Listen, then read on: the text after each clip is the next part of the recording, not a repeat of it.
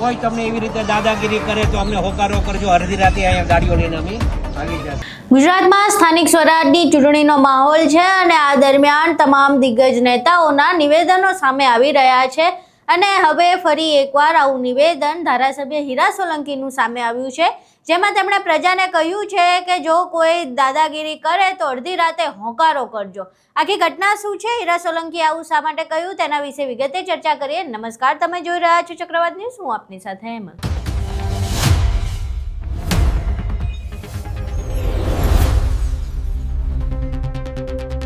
સ્થાનિક સ્વરાજની ચૂંટણીને લઈને પ્રચાર કરવા ગયેલા ધારાસભ્ય હીરા સોલંકીએ લોકો સાથે વાત કરી હતી અને આ દરમિયાન તેમણે કહ્યું કે જો કોઈ દાદાગીરી કરે તો અડધી રાતે હોકારો કરજો, ગાડીઓ લઈને આવી જઈશું.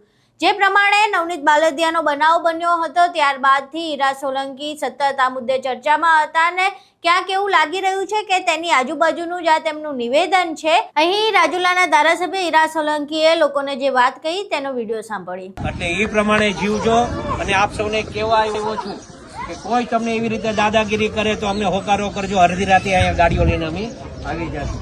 આપ સૌને વિનંતી કરું છું, 26મી તારીખે ભારતીય જનતા પાર્ટીના કમળના નિશાન ઉપર મત આપી આ બંનેને જંગી બહુમતીથી વિજય બનાવો એ અપેક્ષા સાથે વિનમું છું. ભારત માતા કી જય.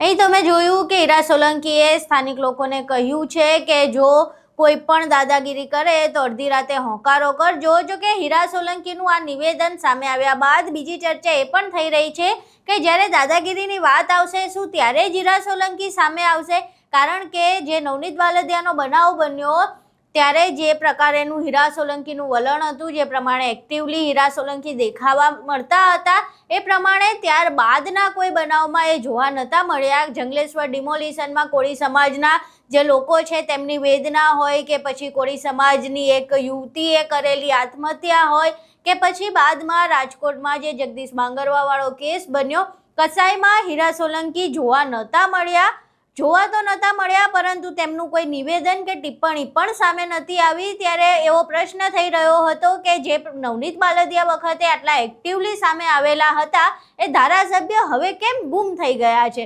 જોકે હવે ફરી પાછું ધારાસભ્ય હીરા સોલંકીનું આ નિવેદન સામે આવ્યું છે, જેમાં તેમણે લોકોને કહ્યું છે કે જો કોઈ દાદાગીરી કરે તો હોકારો કરજો, પરંતુ પ્રશ્ન હજુ એ જ છે કે જો કોઈ દાદાગીરી કરે તો જ હીરા સોલંકી અહીંયા આવશે સામે અને લોકોની મદદ કરશે ને ગાડીઓ લઈને આવશે, મીડિયા સમક્ષ ટિપ્પણીઓ કરશે. પરંતુ જે હકીકતમાં સમસ્યા હોય, જ્યારે તેમના પર અત્યાચાર થતા હોય, પછી અત્યાચાર સરકાર તરફથી હોય કે પછી અન્ય કોઈ કારણોસર, ત્યારે હીરા સોલંકી કેમ નથી દેખાતા, ત્યારે હીરા સોલંકી આવશે કે કેમ, એ એક મોટો પ્રશ્ન છે. આખો તમે વિડીયો જોયો, હીરા સોલંકીએ શું કહ્યું એ સાંભળ્યું. હવે આ સમગ્ર બાબતે તમને શું લાગે છે, હીરા સોલંકીનું આ નિવેદન કેટલું યોગ્ય છે અને જે પ્રમાણેના ભૂતકાળના બનાવો છે તે વિશે હીરા સોલંકી અન્ય કોઈ કિસ્સામાં જોવા મળશે કે ફક્ત આવા દાદાગીરીવાળા જે બનાવ હશે તેમાં જ એક્ટિવ થઈને સામે આવશે? આખો વિડીયો